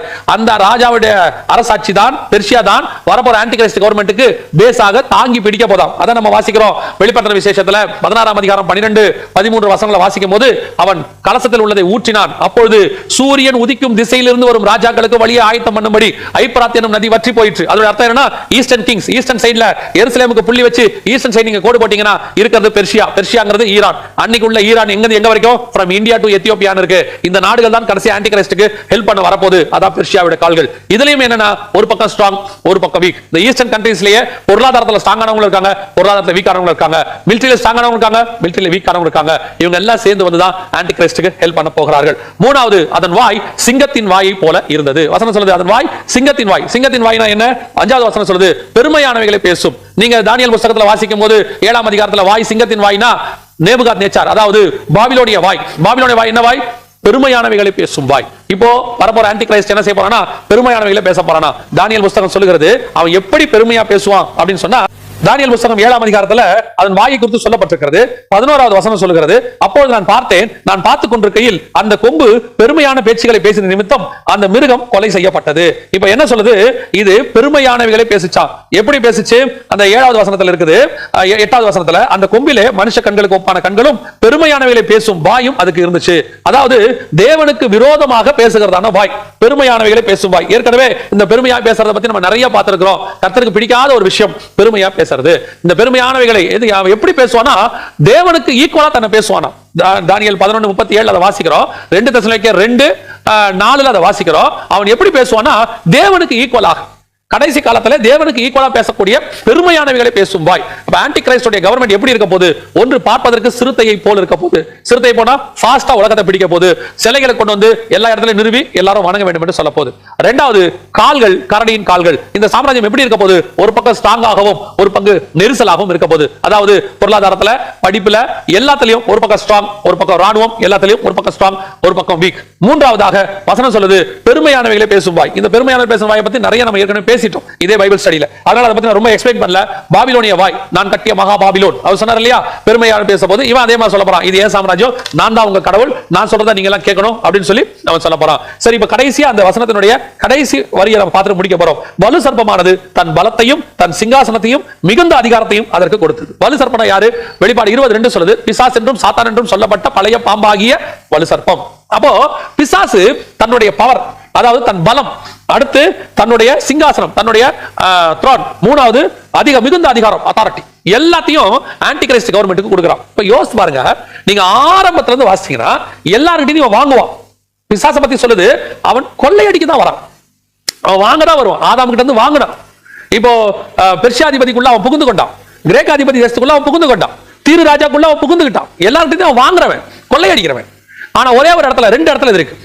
4ஆம் அதிகாரம் மத்தேயுல இயேசுவை பார்த்து தருவேன்னு சொன்னான். ஆனா அதுக்கு ஒரு காரியம் சொன்னான். என்ன சொன்னா? என்னை தாழ விழுந்து பணிந்து கொண்டால் அவைகளை நான் உனக்கு தருவேன். இந்த இடத்துல அவன் தந்துட்டான். அப்ப அவன் தந்துட்டானா, இந்த ஆன்டி கிரைஸ்டோட கவர்மெண்ட் பிசாசை தாழ விழுந்து பணிந்து கொள்ளுகிற கவர்மெண்டா இருக்கும். இயேசு கிறிஸ்து பார்த்து அவன் என்ன சொல்றான்? என்னை தாழ விழுந்து பணிந்து கொண்டால் இந்த உலகத்தின் ராஜ்யங்களும் அதன் மகிமைகளும் எனக்கு தரப்பட்டிருக்கிறது, அதை நான் உனக்கு தருவேன்.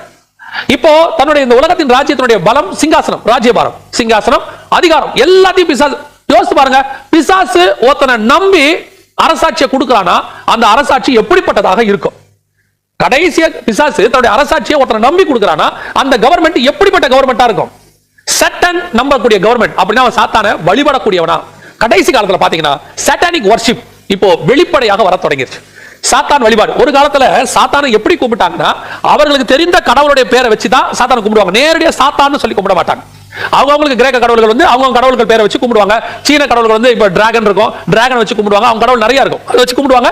அவங்க கடவுள் பேரை சொல்லி சாத்தானை கும்பிடுவாங்க. சீனா, கிரேக்கா போன்ற நாடுகள் நீங்க பார்க்கலாம். ஆனால் வசனம் சொல்லுது வலு சர்ப்பத்தை வணங்கினார்கள். அந்த 13ஆம் அதிகாரத்தில் நீங்க வாசிங்கன்னா, அந்த அதன் தலைகளில் ஒன்று சாவுக்கு ஏதுவாய் காயப்பட்டிருக்க கண்டேன், ஆனாலும் சாவுக்கு ஏதுவான அந்த காயம் சொஸ்தமாக்கப்பட்டது. பூமியில் உள்ள ஜனங்கள் யாரும் ஆச்சரியத்தோடு அந்த மிருகத்தை பின்பற்றி அந்த மிருகத்திற்கு அப்படிப்பட்ட நாள் வசனம், அந்த மிருகத்திற்கு அப்படிப்பட்ட அதிகாரம் கொடுத்த வலு சர்ப்பத்தை வணங்கினார்கள். வலு சர்ப்பத்தையே வணங்குறாங்க, பிசாச டைரக்டா. இப்போ உங்களுக்கு தெரியுமா, சாட்டானிக் வர்ஷிப் உலகத்தில் இருக்கக்கூடிய மிக முக்கியமான வர்ஷிப்பா மாறிடுச்சு. அமெரிக்கா போன்ற நாடுகள்ல சாட்டானிக் வர்ஷிப்பை ஸ்கூல்ஸ்ல கொண்டாந்துட்டாங்க, சாட்டானிக் படிப்பை ஸ்கூல்ஸ்ல கொண்டாந்தாச்சு. நானே போகும்போது அமெரிக்காவுக்கு ஊழியத்துக்கு போயிருந்த போது ஹூஸ்டன் மாநிலத்தில் சாட்டானிக் வர்ஷிப் உள்ள சென்டருக்கு நாங்க போய் பார்த்தோம். வெளியே இருந்தா பார்த்தோம், உள்ள போல வெளியே இருந்தா பார்த்தோம். நார்வேக்கு போயிருந்த போது சாட்டானிக் வர்ஷிப் சர்ச்சஸ் வெளியரங்கமா இருக்குது. இந்தியால பர்மிஷன் கேட்டிருக்காங்க சாட்டானை வழிபடுறதுக்கு, பர்மிஷன் நேரடியா சபத அரசு இந்தியாக்குள்ள இருக்கு, சாட்டானிக் சர்ச்சஸ் இருக்குன்னு சொல்லி பல பேர் சொல்லிட்டு இருக்காங்க. சாத்தானை நேரடியா வழிபடக்கூடியவர்கள். இந்த சாத்தானை வழிபடக்கூடியது இப்போ சாத்தானுடைய சிலையையே நேரடியா ஊர்வலமா கொண்டு வந்ததெல்லாம் இருக்கு. சாத்தானை வழிபடக்கூடியவர்கள், நேரடியாக வழிபடக்கூடியவர்கள் வந்து விட்டார்கள், சாட்டானிக் வர்ஷிப்பர்ஸ். இப்ப ஆன்டி கிரைஸ்டோட கவர்மெண்ட் எப்படி இருக்குமா, சாட்டானிக் வர்ஷிப்பர்ஸ் கவர்மெண்டாக இருக்குமா, சாத்தானை நேரடியாக வழிபடக்கூடியவர்கள். அப்ப யோசிச்சு பாருங்க, சாத்தானை இவன் வழிபடனா இவன் யாரா இருப்பான்? இவங்கிட்ட ஒருத்தன் அதிகாரத்தை கொடுக்கறானா யார்கிட்ட கொடுப்பான் சாத்தான்? இப்ப பாருங்க, பூமியின் ராஜ்யங்களும் எல்லாவற்றையும் பிதா யாருக்கு ஒப்பு கொடுத்தார்? குமாரனுக்கு ஒப்பு கொடுத்தார். எல்லாவற்றையும் அவருக்கு ஒப்பு கொடுத்தார்னு 13ஆம் அதிகாரம் யோவான் எழுதின சுவிசேஷம் 3-4 வசனங்கள் சொல்லுது. பிதா தனக்கு எல்லாவற்றையும் ஒப்பு கொடுத்தார் என்பதை அறிந்து, அப்போ பிதா தன் குமாரனுக்கு கொடுக்கிறாரு. வலு சர்ப்பம் ஆன்டி கிரைஸ்ட் கையில் கொடுக்குது. அப்ப அந்த ஆன்டி கிரைஸ்ட் யாரு? பிசாசோடைய குமாரன். அதனால தான் வசனம் சொல்லுது கேட்டின் மகன். 2 தெசலோனிக்கேயர் 2ஆம் அதிகாரம் 3ஆம் வசனத்துல அவனை கேட்டின் மகன் சொல்லுது. ஆதியாகமம் 3 நீங்க 15 வாசிச்சு பாத்தீங்கன்னா, நம்ம பிசாசுக்கும் ஆண்டவருக்கும் சொல்லக்கூடிய தீர்க்கதரிசனத்தை பத்தி சொல்லும்போது, உன் வித்துக்கும் அவள் வித்துக்கும் பகை உண்டாக்குவேன், அவர் உன் தலையை நசுக்குவார் இருக்கு. சர்பத்தின் வித்து ஸ்திரீயின் வித்து, ஸ்திரீயின் வித்து இயேசு, சர்பத்தின் வித்து ஆன்டி கிரைஸ்ட். அப்ப சர்பத்தின் வித்துனா சர்பத்தோட பையன். அப்போ இயேசு கிறிஸ்துக்கு ஈக்குவலா நம்பி எல்லா கவர்மெண்ட்டையும் ஆன்டி கிரைஸ்ட் கையில ஒப்படைக்க போறான். அதனாலதான் வரப்போற அரசாங்கத்தை பத்தி சொல்றோம், சாத்தானுடைய அரசாங்கம் நேரடியாய் பூமியில் நடக்க போகுது. சோ அந்த சாத்தானுடைய அரசாங்கத்திற்கு இந்த பூமியை எல்லா பக்கத்திலிருந்தும் எல்லா அரசாங்கங்களும் ஆயத்தப்படுத்தி கொண்டிருக்கிறது. அவர்கள் தங்கள் வேலைகளை அதான் செஞ்சுட்டு இருக்காங்க. ஐரோப்பாவை மையமாய் வைத்து இந்த முழுவதும் உலகம் முழுவதும் ஸ்தாபிக்கப்பட்டு கொண்டிருக்கிறது. இந்த கண்ணிகளில் நாம் சிக்கிக் கொள்ளக்கூடாது. இது அரசாங்கம் தொடங்கி அவன் வெளிப்படுவதற்கு முன்பதாக உங்களையும் என்னையும் மீட்க வருவேன் என்று இயேசு வாக்குத்தத்தம் பண்ணி இருக்கிறார். நம் கண்களுக்கு முன்பாக இப்பொழுது மிக வேகமாக உலகத்தை பிடிக்கக்கூடிய அரசாங்கம் எழும்பி வரப்போகிறது. அடுத்து இப்ப ஐரோப்பியன் யூனியன் எழும்பி இருக்குது. இப்ப நீங்க எதை சொல்ல வரீங்க? இன்னும் வேகமா பிடிக்கணும் என்ன அர்த்தம்? இப்போ சொல்ற அமெரிக்கா 1789 இருந்து இருக்கு, அதுக்கு முன்னாடில இருந்தே இருக்கு. ஆனா 1789 தான் அரசியல் சட்டம் 4 வருஷத்துக்கு ஜனாதிபதி ஏற்றினாங்க. அன்னையில இருந்து இருந்துச்சு. ஆனா 1931 தான் வல்லரசா அறிவிக்கப்பட்டது. இங்கிலாந்து சாம்ராஜ்யம் இருந்துச்சு, ஆனா ஒரு காலகட்டத்தில் வல்லரசா மாறியது. அதே மாதிரி தான் ஐரோப்பியன் யூனியன் இருக்கு, ஒரு காலகட்டத்தில் வல்லரசாக மாறும். அந்த வல்லரசா மாறி அதுல ஒரு ராஜா தான் ஆன்டி கிரைஸ்ட், அந்த கடைசி ராஜாவாக இருப்பாங்க. அந்த ராஜாவுக்கு முன்பாக அவன் வெளிப்படுவதற்கு முன்பதாக உங்களையும் என்னையும் மீட்க வருவேன் என்று அவர் வாக்குத்தத்தம் பண்ணி இருக்கிறார். இப்போ சிறுத்தைக்கு ஒப்பான சாம்ராஜ்யம் வரப்போது. இப்போ அது ஒரு பக்கம் நெரிசலும் ஒரு பக்கம் உரங்கமாக கரடியின் கால்களோடு கூட இருக்கிறது. பெருமையானவைகளை இனி அது பேச போகுது. திருப்பியும் சொல்றேன், இதெல்லாம் சாத்தானுடைய சுபாவம். பெருமையானவைகளை பேச போகுது. இப்போ இதுல கடைசியா ஒரு காரியத்தை மட்டும் நான் சொல்லிட்டு முடிக்கிறேன். கவனிங்க, நிறைய பேர் என்ன சொல்லிட்டு இருக்காங்கன்னா, இந்த ஆன்டி கிரைஸ்ட் கவர்மெண்ட்ல நீங்களாம் நிக்க முடியாதா? ரத்த சாட்சியா மறிக்க ஒரு குரூப், நான் ரத்த சாட்சியா மறிக்க போறேன் ஆயத்தப்பட்டு இருக்கிறாங்க. ஒரு குரூப் வருகை இல்ல, உபத்திர காலத்துக்குள்ள போவோம் அப்படின்னு சொல்லிட்டு இருக்காங்க. நல்லா தெரிஞ்சுக்கொள்ளுங்க, இன்னைக்கு பரிசுத்த ஆவியானவர் நமக்குள்ள இருக்கிறார். இன்னைக்கு போதிக்கிறதுக்கு ஊழியக்காரர்கள் இருக்கிறாங்க. இன்னைக்கு சபைகள் இருக்கிறது, கூட சக விசுவாசிகள் இருக்கிறாங்க. இவ்வளவு இருந்தும் உங்களால் இந்த உலகத்தை ஜெயிக்க முடியல, பாவத்தை வெல்றீங்க. நாளைக்கு இது எதுவுமே இருக்காது, பரிசுத்த ஆவியானவர் இருக்க மாட்டார். சபை நல்ல சபை இருக்காது, எடுத்துக்கொள்ளப்பட்டோம். நல்ல ஊழியக்காரர்கள் எடுத்துக்கொள்ளப்படுவார்கள், நல்ல விசுவாசிகள் எடுத்துக்கொள்ளப்படுவார்கள். அப்ப யார் இருப்பா? கள்ள சபைகளும் கள்ள ஊழியர்களும் கள்ள விசுவாசிகளும் இருப்பாங்க. அன்னைக்கு இது இல்லாம சாத்தானுடைய கவர்மெண்ட் நடக்கும். உலகம் முழுக்க எங்க பார்த்தாலும் சாத்தான் வர்ஷிப்பர்ஸ் இருப்பாங்க. அன்னைக்கு நாம காட்டி கொடுக்கப்படுகிற காலகட்டத்தில் இருப்போம். இந்த காலத்திலே நிக்க முடியாத நம்மளால அந்த காலத்துல நிக்க முடியுமா? உன்னத பாட்டுல மனவாட்டிய கதவை தட்டி ஆண்டவர் கூப்பிடுறாரு, என் மனவாளியே, என் சகோதரியே, என் உத்தமியே, கதவை தர, என் புறாவே கதவை தர. அவ திறக்கல பாருங்க. ஒருவேளை திறக்கும் போது அவ போயிருந்தா மணவாளனோட சேஃபா போயிருப்பான். திறக்கல, விளைவு அவள் மணவாளன் போன பிறகு தன் போர்வை மூடிக்கொண்டு வெளியே வரா. வழியிலே நகரத்தில் திரிகிற காவலர்கள் அவளை பிடித்து அடித்து, 5ஆம் அதிகாரம் 1 பாட்டுல இருக்கு, பிடித்து அடித்து அவளை நிர்வாணமாக்கி அவள் வஸ்திரத்தை உரிந்து அவளை காயப்படுத்தினார்கள். இதே காரியத்தை தான் ஆண்டவர் சபையை பார்த்து சொல்றார். வெளிப்படுத்தல் 3ஆம் அதிகாரத்துல வாசப்படியில் என்று கதவை தட்டுகிறேன். இதே காரியம் தான் மத்தேயுல சொல்றாரு. இதோ மணவாளன் வருகிற சத்தம் கேட்டது. இப்ப இதெல்லாம் கேட்டுக்கிட்டு இருக்கு, இந்த சத்தம் உங்களுக்கு கேக்குது. ஒரு கூட்டம் திறக்க மாட்டேன், ஜாலியா படுத்து கிடக்கு. ஒரு கூட்டம் ஜாலியா படுத்து கிடக்கு. வஸ்திரத்தை களைந்தேன், பாதங்களை கழுவினேன், அதெல்லாம் என் மணவாளன் போக மாட்டாரு, அதெல்லாம் அவர் ஒன்றும் செய்ய மாட்டாரு, எவனாலும் வாசலே தான் நிப்பாரு. ஒரு நாள் உன்னை விட்டு போவார். சிம்டம் தெரியுது. இப்ப ஒரு நாள் விட்டு போவார். வசனம் சொல்லுது மணவாளன் போயிட்டார். மணவாட்டி கதவை திறப்பா. அப்போ அதுக்கப்புறம் உணர்வு வரும், வருகைக்கு பின்னாடி ஒரு உணர்வு வரும். ஐயோ மணவாளன் ரொம்ப நாள் ஆச்சே, இவங்க சொன்ன இந்த முத்திரகத்துல எல்லாம் கரெக்டா வருதே, உபத்திரவம் ஆரம்பிக்குதே, சபைகளை மூட சொல்றாங்களே, அடிக்க சொல்றாங்களே, கிறிஸ்தவர்களுக்கு உபத்திரவம் ஆரம்பிக்குதே, உலகம் முழுக்க ஆரம்பிக்குதே, நீ நினைச்சு கதவை திறக்கும் போது மணவாளன் இருக்க மாட்டார், அவர் போய் ரொம்ப நேரம். அதற்கு பிறகு உபத்திரவ காலம் வரும். இப்போவே அந்த மிருகத்தினுடைய காலங்கள் நம் கண்களுக்கு முன்பாக தெரிய ஆரம்பிச்சிருக்கு.